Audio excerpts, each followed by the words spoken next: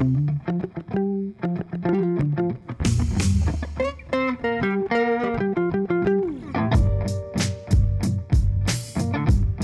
thank you for joining us on X Garage, diving into the crazy world of worldviews with the Christian worldview. Got it. Nice. Awesome. All right. Got him. So, Heath, today we're talking about something super crazy, I think, in the relationship between Wiccanism and Scientology. What? How does that even work? Right. So we mentioned the infamous Aleister Crowley, or famous, depending on probably your perspective. In actually, I think our first episode on Scientology, I didn't even know who Aleister Crowley was. But come to find out that he actually is, related to kind of the journey. Thelema of somebody that it was in L. Ron's life, kind of as he was developing this system, was a Thelemite or a Themelian. I'm not sure what the term would be. You're talking about Crowley's faith? Religion. Yep. So he was developing it at the time. I think it was already developed, and a practitioner of that religion was living with L. Ron Hubbard. Actually, I believe Hubbard ended up taking the wife of this person amicably. Yes, that's right. That's right. So he was definitely in the circle. And kind of ended up practicing. Not to be confused with the circle of their craft, but he was in the circle. Yeah, he was with Crowley. Yep. And so there close enough to take his friend's wife. Yeah, close enough to take his friend's wife amicably. So, but. Yeah, that's fascinating. I didn't really know all the details of that. Yeah, so which goes to support our main thing we're seeing here. Yeah, so tell me what do you see are the main connections between Wiccanism, witchcraft, and Scientology? Yes, basically, we started getting into the witchcraft, Wiccan thought, and we noticed we just got done doing Scientology, and the parallels were so ridiculously close. And then I started noticing they were the same thing in terms of Dianetics. Dianetic therapy takes the same framework as the basic path-working and ritual processes of witchcraft. So, for an example, in Dianetics, we had talked about in the Scientology series how Hubbard, number one, he said it's what he does is not hypnotism. It's trancing more so. It's where you get yourself into a state where you're relaxed and not thinking about things around you or anything. You're almost to a state of being asleep, but you're not asleep. You're still aware. And during this time, you have an auditor that calls forth you to think of certain images. And that auditor will take you back into your history, and you trace your history through images that you visualize in your mind all the way back to your foundational memories that are potentially causing your life not to go to the direction in the way you want it to. And he goes back all the way through these memories, and you begin to translate these things and release these things from your mind in these hurts in your life, and that translates into energy. And then you take that energy and you go out and you make life to the fullest, to which you couldn't do before without Dianetic therapy.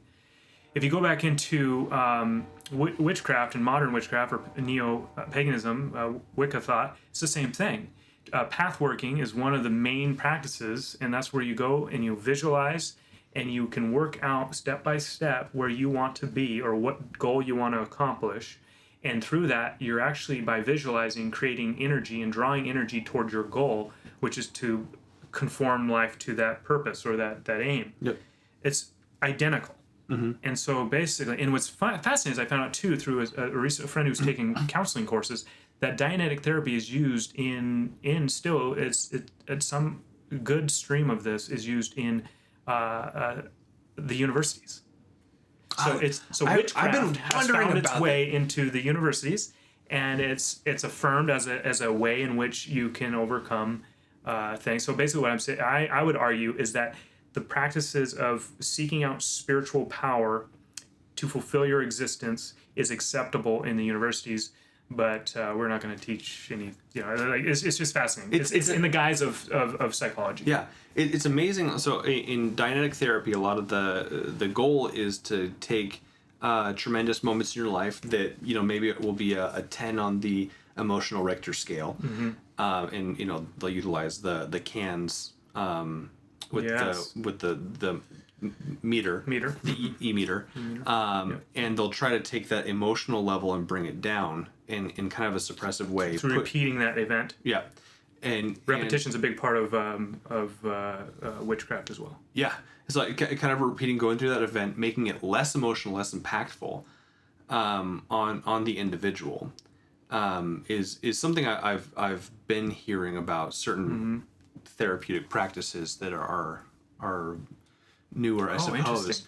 But you said it's found its way into the university, which I didn't know. But anyway, so it's an acceptable form of psychology, and thus it enters in the world of counseling on how you can help your patients through some of their trauma. Wow. You ask them to visualize back to where you got hurt, and then you have them meditate on that, and essentially overcome it. But it's funny, these practices, again, it's finding healing and comfort in where you're at rather than looking to God for that restoration. Yeah, very interesting. And it opens your in terms of biblical theology, it's clear that there are fallen angels that work through, and can, depending on your theological perspective, we do know at the time of Christ and preceding, clearly there's demonic possession, and so I would argue today that those still take place, and this is one of those forms in which demons can, to some they would just argue influence, and I would say to the extent of even possessing a person to bring about their agenda, not yours. Yeah. So we have the similarity between those two religions in that it's all about actuating the will onto reality. So we're imposing our will onto reality. So that's a big deal for both of them. It's the power play. Visualizing. The power play. Tom Brady. The Brady play. So utilizing visualization and the will into creating what you want to happen in life. And then obviously both have a connection to Aleister Crowley, which I find... So did this guy. Gardner? Yep. Yeah. Yeah, just bizarre. Like obviously him and Crowley had their differences, and I think... Well, and I would argue only because his goal was to preserve witchcraft in society. So he'd always disagree with Crowley because he knew that Crowley's practices would not be taken by society as a whole. I'd argue, although he doesn't state that just seems to be the clear motive. And Crowley was very much more of a satanic bent. Yeah. In that, like, so he was trying to avoid that language. Yeah. Yeah, exactly. So Gardner is trying to take a much more positive approach, family-friendly, G-rated. Except for the naked time. Naked, yes. He does tend to be a little bit more positive sounding in his outlook. But again, it just there's that odd connection between the two. Yep. Yeah, I'd say they all do have a single source, and that's seeking healing and restoration from spiritual beings. That's not the Spirit of God. Yep, absolutely. So, Dianetics and Gardner, besties here. Again, I think that about wraps it up. Any last thoughts on that? Yeah, and again, I'd just like to end by, again, reminding that the gospel of Christ calls us away to not focus on the self in a selfish manner, but realizing that the self is, we are to view ourselves as creatures that God has created. And so, so that's a fascinating point. Submission in prayer, calling for the will of God to be actuated, is antithetical to looking inside oneself for the energy to make what you want to happen. Yeah, I remember, this is fascinating, I just think about this on the way here, is when I was a kid, a lot of this, and this is not, it might, no matter what, come off demeaning, but I mean this seriously. When I was a child, I thought a lot this way. I remember being really young and doing this thing where I kind of like try to exert energy into my body, and I feel like I was like Superman or something. Oh yeah. And it just made me feel like alive. And I feel like a lot of this is that childish behavior played out and keeps you in this state that's you're not. I was halfway convinced I was a Jedi when I was a kid. Yeah. I mean, I would like Right. Yeah. You have, you can get the power, and it's just fascinating that some of it is just so self-absorbed. It's not really thinking. I'd say it's just sad, man. And why I share that story is basically going back to in all seriousness, I do think a lot of it is fairly childish, and it's not maturing in the truths of reality. It's keeping you in the state of just selfish seeking and vainglory.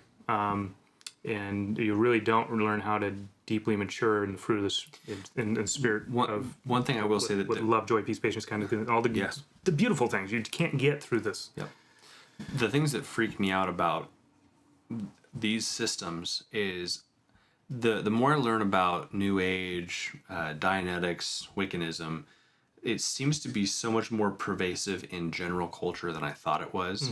But like very lightly, like just it's the law of attraction, and just how people think about having good energy, good vibes. Yes, you hear that all the time. Yeah, just thinking that like the positive thoughts that you have effect in the universe. Dude, I want to hit that one more time, man. My goodness, this idea of you do something wrong and it comes back at you. Like, even if following this, all of them, we're gonna put them all in the same basket here. If you follow this, on what count, if it's the divine is in the universe, then it has to have its own mind if it's keeping track of every action of every person to give threefold back. Like, that has to be a really good, they have to have a divine judge that's over. A divine calculator. Yeah. But they don't, truly in the system, they don't want that. Three rock throws. 3 lyings. You hurt somebody when you were 3 years old. That equals, you have to get burned. Okay. Yeah, it's like, well, we do have a God that judges, and he'll judge properly to each action. And but it's fascinating that they wouldn't say that they have a God that's over them judging them.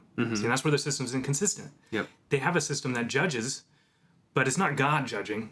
It's like the universe. It's just this that doesn't, it's not even a mind, it's nothing, it's just so inconsistent. It's Brahmin. It sounds like the kind of Indian concept or Hindu concept of the impersonal God. And both these guys pulled from the East, so Yep.